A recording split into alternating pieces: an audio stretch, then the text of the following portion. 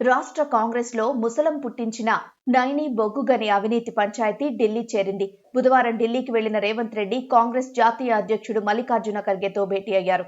ఈ సందర్భంగా నైని బొగ్గు బ్లాక్ వివాదం, మీడియాతో మంత్రులపై కథనాలతో పాటు ఇతర అంశాలపై సుదీర్ఘంగా చర్చించినట్లు సమాచారం. ముఖ్యంగా నైని బొగ్గుగని వివాదం మొత్తానికి డిప్యూటీ సీఎం భట్టి విక్రమార్కే మూల కారణమని అధిష్టానానికి ఆయన ఫిర్యాదు చేసినట్లు విశ్వసనీయంగా తెలిసింది.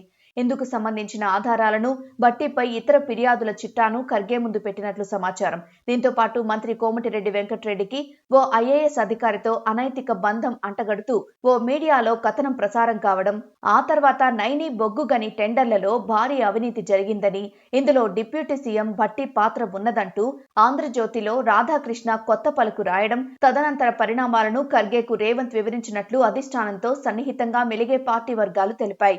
ఖర్గేతో భేటీ సందర్భంగా CM Revanth Reddy deputy CM Bhatti విక్రమార్కకు సంబంధించిన ఫిర్యాదుల చిట్టాను అందించినట్లు కాంగ్రెస్ లో చర్చ జరుగుతోంది. అనవసరంగా నైని బొగ్గుగని వ్యవహారంలో దూరి ఇటు పార్టీని, అటు ప్రభుత్వాన్ని ఇబ్బందుల్లోకి నెట్టారని సీఎం ఫిర్యాదు చేసినట్లు తెలిసింది. భట్టి విక్రమార్కపై మీడియాలో వచ్చిన కథనాలకు తనకు ఎలాంటి సంబంధం లేదని, అవి తాను రాయించలేదని రేవంత్ రెడ్డి స్పష్టం చేసినట్లు సమాచారం. ఇదే సందర్భంలో డిప్యూటీ సీఎం భట్టి విక్రమార్కకు ఓ మీడియా అధినేతకు మధ్య బంధాన్ని నిరూపించే ఆధారాలను ఖర్గే ముందు పెట్టినట్లుగా తెలిసింది.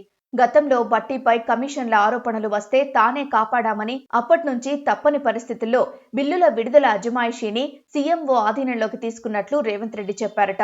ఇప్పుడు నైని వివాదం పార్టీకి, ప్రభుత్వానికి మరింత ఇబ్బందిగా మారిందని, గతంలో మాదిరిగా ఇప్పుడు ఆయనను తాను కాపాడలేనని తేల్చి చెప్పినట్లు తెలుస్తోంది.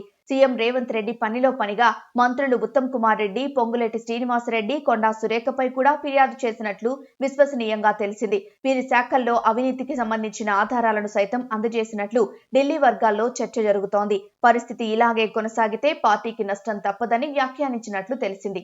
ఇలా అయితే తాను పనిచేయలేనని, ఏం చేయమంటారో మీరే చెప్పండి, మీరు చెప్పినట్లే చేస్తా అని చెప్పినట్లు చర్చ నడుస్తోంది.